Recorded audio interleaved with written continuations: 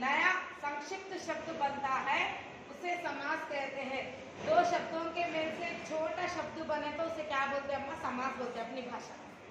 Okay, सम plus आस समास। कौन सी संधि होती है?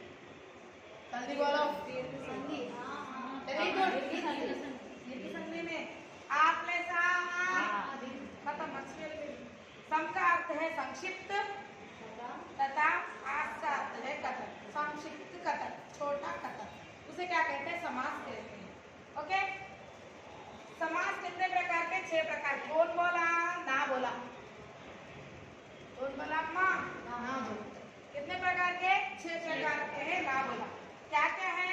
अव्ययी भाव समास, कर्मधारय समास, तत्पुरुष समास, बंध समास, द्विगु समास, बहुव्रीहि समास।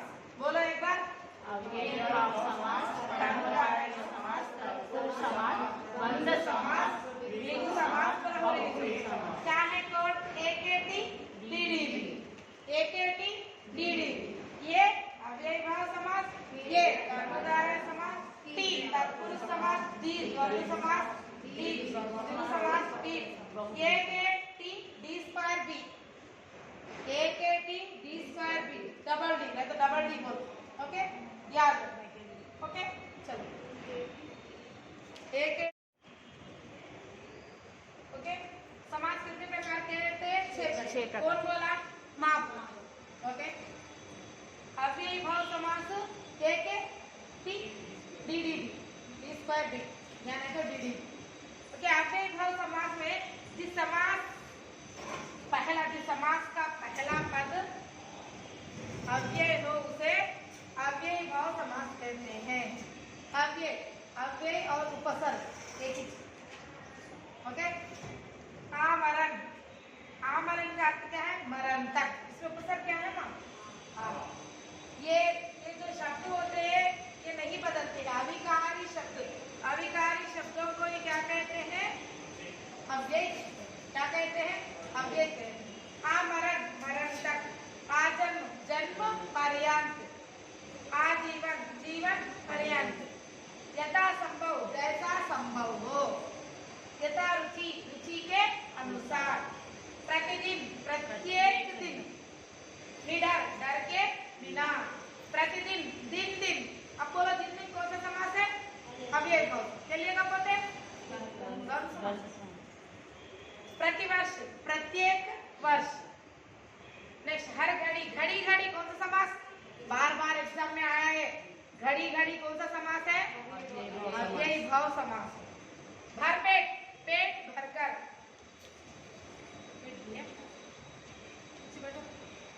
हाथों हाथ, हाथ ही हाथ में।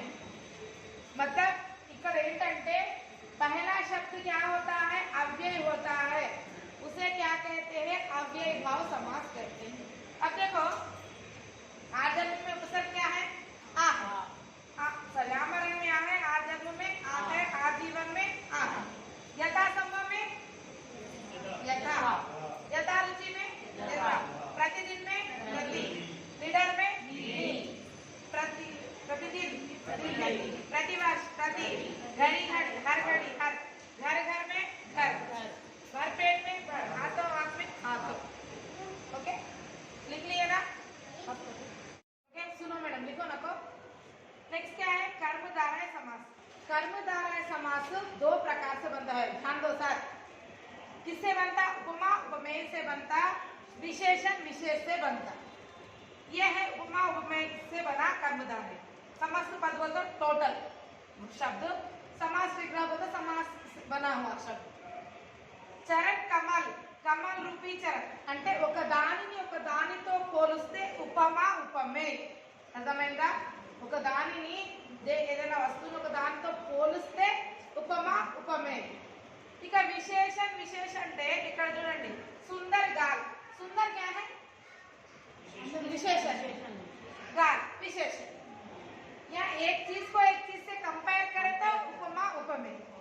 ओके, विशेषण विशेष वो है। अब देखो सब क्या है? चरण कमल, कमल रूपी चरण।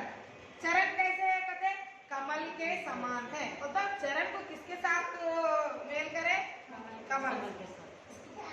काल దేంతో పోల్చారు?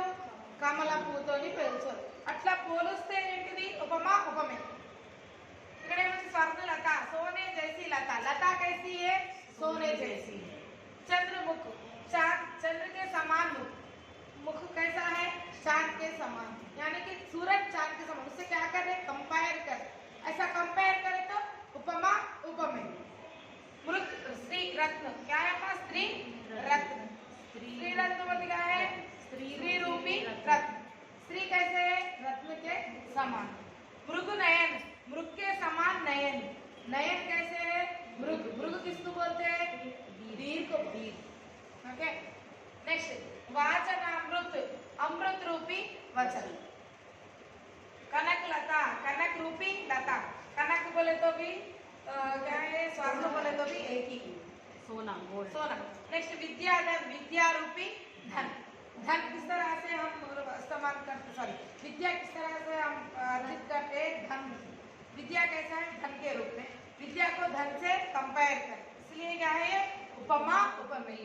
ये हो गया कर्मधारय समास. नेक्स्ट क्या बोले? विशेषण विशेष.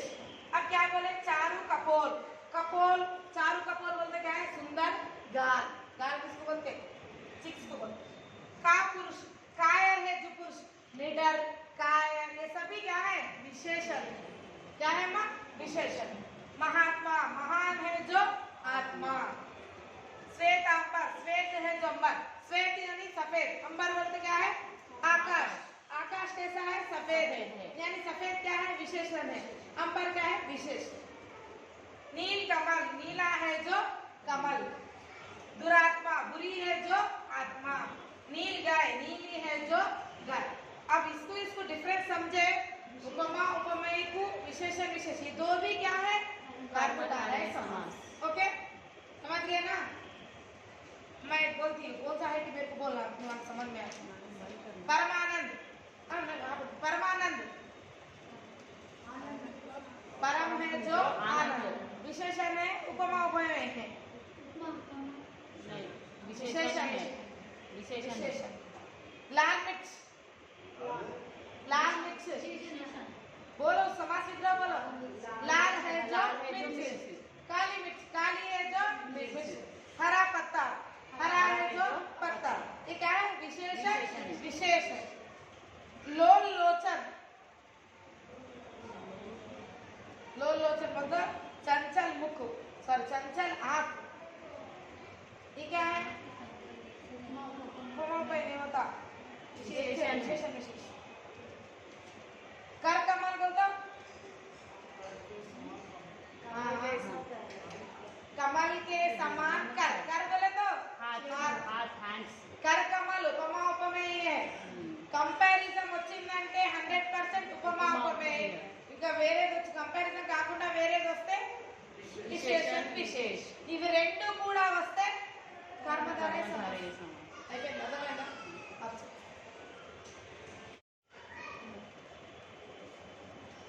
नेक्स्ट क्या है? तत्पुरुष समास. समस्त पद बनाते समय कारकों की विभक्ति हट जाती है. तो नहीं दिखता समस्त पद में. समस्त पद में कारक नहीं दिखते, लोप होता है, तो उसे क्या कहते हैं? तत्पुरुष समास कहते हैं. समस्त पद क्या? यहाँ पे कर्मकारक. कर्मकारक क्या है? को है.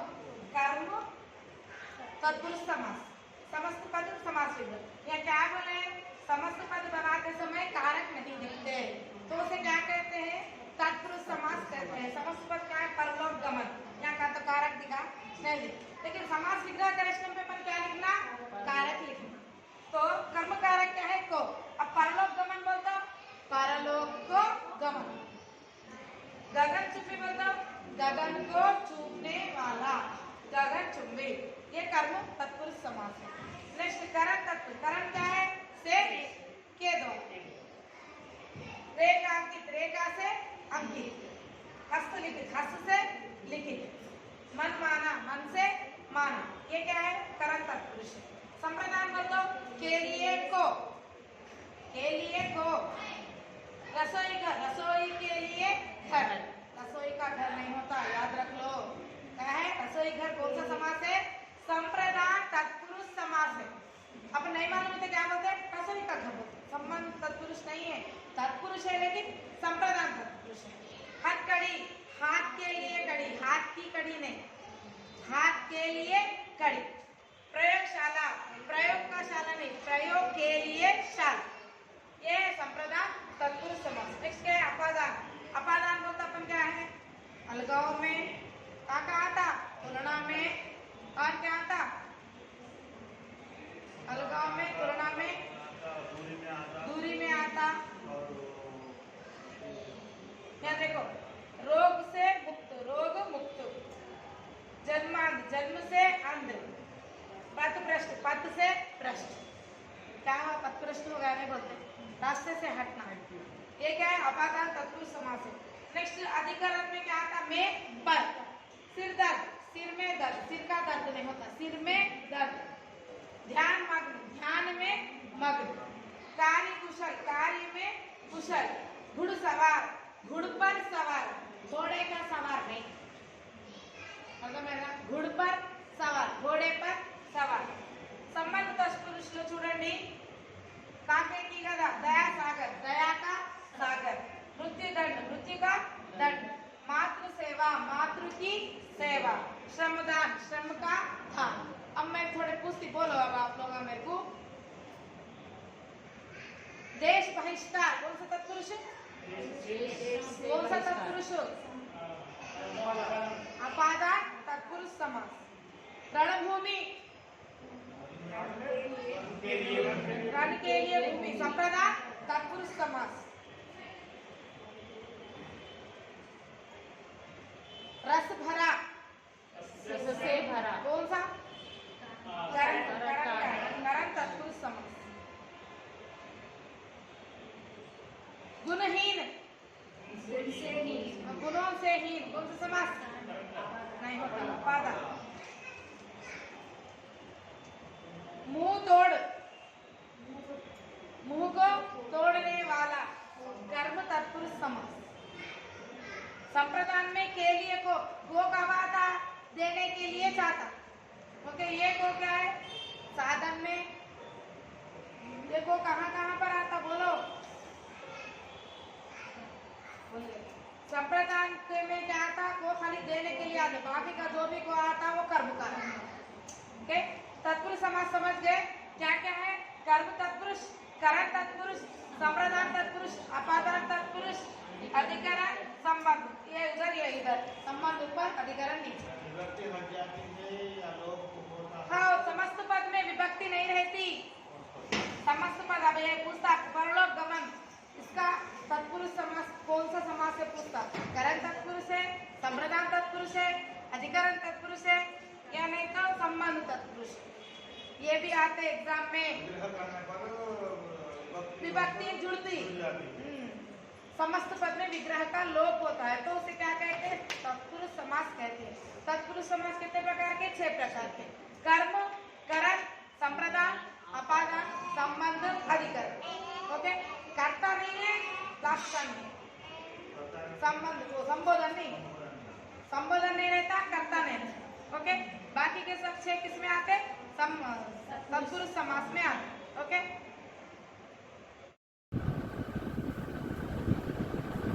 ओके, समास के बारे में पढ़ेंगे हम।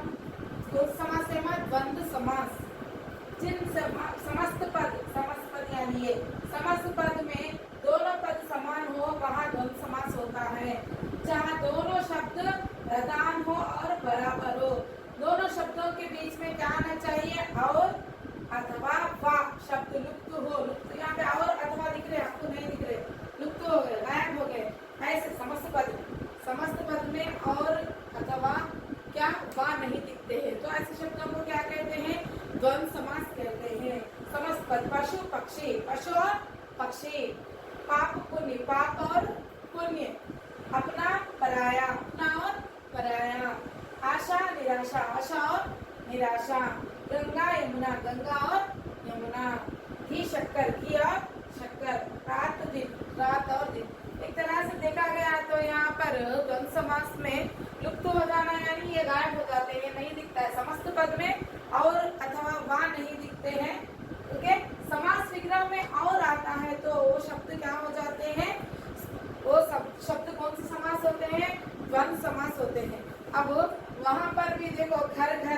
समान शब्द है, घड़ी घड़ी समान शब्द है, लेकिन घड़ी घड़ी खड़ी और घड़ी नहीं बोलते ना समास विग्रह में, घर घर में खर और घर नहीं बोलते ना, तो वो सारे क्या होते हैं, घर घर और घड़ी घड़ी अव्ययी भाव समास है, और बाकी के सारे क्या है माँ, कौन समास है, द्वंद्व समास है।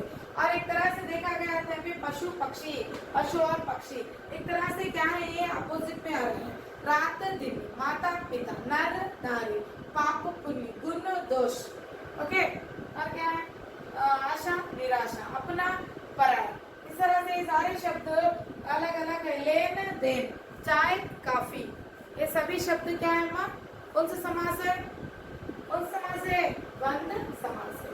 ओके, यहाँ पे दोनों शब्द प्रधान होना, दोनों शब्द बराबर है ना, इस तरह से शब्द आए तो कौन समास होते हैं, द्वंद्व समास होते हैं।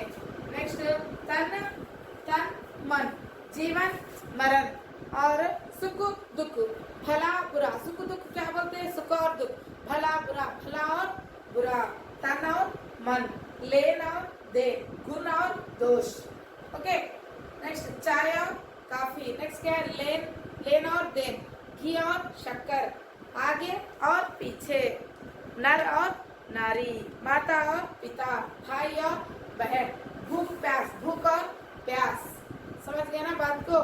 समास कौन सा समास है, द्वंद्व समास, ये सारी चीजें क्या है, द्वंद्व समास। ओके,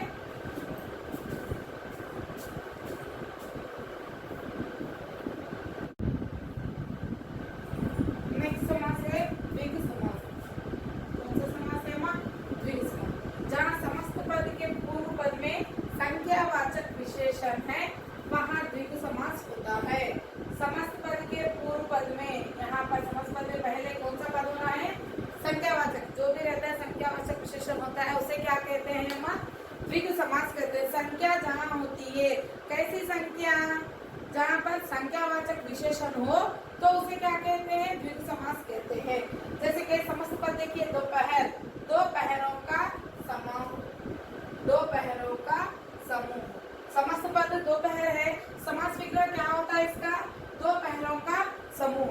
नेक्स्ट, त्रिलोक, तीन लोगों का समूह, त्रिलोक क्या है, तीन लोगों का समूह। नेक्स्ट, चौराहा, चार राहों का समूह, चार राहों का समूह, राह मानो ना रास्ता। सप्ताह, 7 दिनों का समूह। अष्टाध्यायी, 8 अध्यायों का समूह। सतसई, 700 का समूह। पंचवटी, 5 वटों का समूह। नेक्स्ट, चवन्नी, 4 आनों का समूह, चवन्नी, 4 आनों का समूह। 18 बोल दो, 8 आनों का समूह। नेक्स्ट, त्रिभुज, 3 भुवनों का समूह। त्रिफला, 3 फलों का समूह। यानी यहाँ पर द्विगु समास में याद रखिए कि पहला पद जो होता है वो संख्यावाचक विशेषण होता है। संख्यावाचक विशेषण जहाँ पर भी दिखे वो कौन सा समास होता है माँ, द्विगु समास होता है। दोपहर, 2 पहरों का समूह। त्रिलोक, 3 लोगों का समूह। चौराहा, 4 राहों का समूह। सप्ताह, 7 दिनों का समूह। अष्टाध्यायी, 8 अध्यायों का समूह। सतसई, 700 का समूह। पंचवटी, 5 वटों का समूह। चवन्नी, 4 आनों का समूह। अठन्नी, 8 आनों का समूह। त्रिभुज, त्रिभुज बोलते क्या है, 3 भवनों का समूह। ओके, द्विगु समास में पहला पद क्या होता है, संख्यावाचक विशेषण होता है, तो इसे क्या कहते हैं हम, द्विगुवाचक विशेषण कहते हैं। ओके,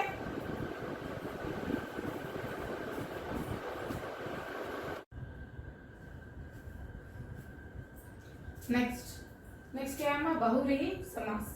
बहुव्रीहि समास में जहाँ पहला पद और दूसरा पद मिलकर किसी तीसरे पद की ओर संकेत करते हैं, वहाँ बहुव्रीहि समास होता है।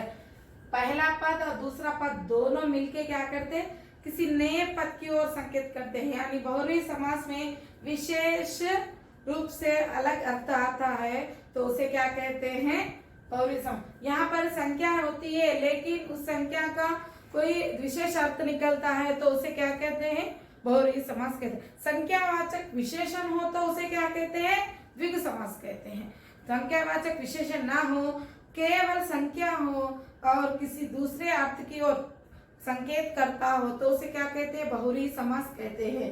समस्त पद देखिए, चतुर्भुज, चतुर्भुज, चार है भुजाएं जिसकी, चार भुजाएं जिसकी है, किसकी है माँ? विष्णु। यहाँ पर संख्या है, लेकिन यह संख्या किसकी ओर दर्शा रही है?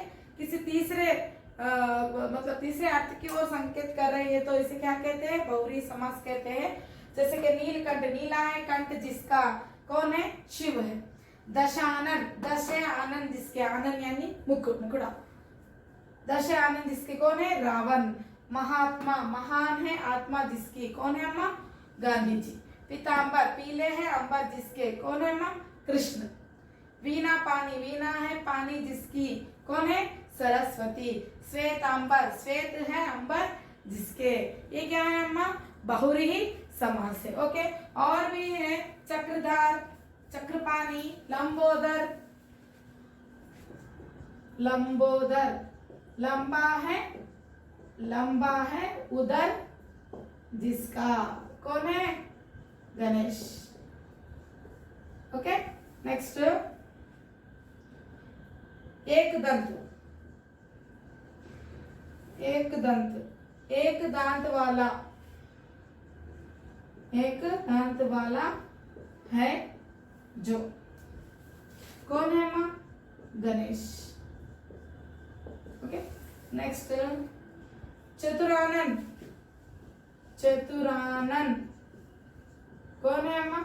चार है आनंद जिसके, कौन है बोलो? विष्णु। चार है आनंद जिसके, ब्रह्मा, विष्णु ने, सॉरी, ब्रह्मा। ओके, नेक्स्ट जलज, जलज, जल में जन्म लेने वाला, कौन है अम्मा? कमल। नेक्स्ट बस। ओके, कौन है बोलो? लंबोदर, लंबा है उधर जिसका। नेक्स्ट एक दंत, एक है दांत, एक दांत वाला है जो। चतुरानन, चार है आनंद जिसके, ब्रह्मा। जल, जल में जन्म लेने वाला। यहाँ पे कहने का मतलब यह है कि संख्या है, अगर विशेषण है तो वो क्या होगा? द्विगु समास होगा। संख्या है तो किसी विशेष अर्थ की ओर संकेत कर रहा है तो वो क्या है माँ? बहुव्रीहि समास है। यही अंतर है। त्रिनेत्र, त्रिनेत्र कौन है? तीन आंखें हैं जिसकी, कौन है? शिव है। ये कौन सा समास है? बहुव्रीहि समास है। ओके, चतुर्भुज, चार भुजाएं है जिसकी, चार भुजाएं हैं जिसकी, कौन है? विष्णु है। यह है बहुव्रीहि समास। नीलकंठ, नीला है कंठ जिसका, शिव। दश आनंद, दस है आनंद जिसके, रावण। महात्मा, महान है आत्मा जिसकी, गांधी जी। पीतांबर, पीले है अंबर जिसके, कृष्ण। वीणा, पानी, वीणा है पानी जिसकी, कौन है? सरस्वती। श्वेतांबर, श्वेत है अंबर जिसके, सरस्वती। लंबोदर, लंबा है उदर जिसका, किसका? उदर यानी पेट, कौन है? गणेश। एक दंत, एक दंत वाला है जो, कौन है? गणेश। चतुरानन, चार आनंद है जिसके, ब्रह्मा। जलज, जल में जन्म लेने वाला, कौन है? कमल।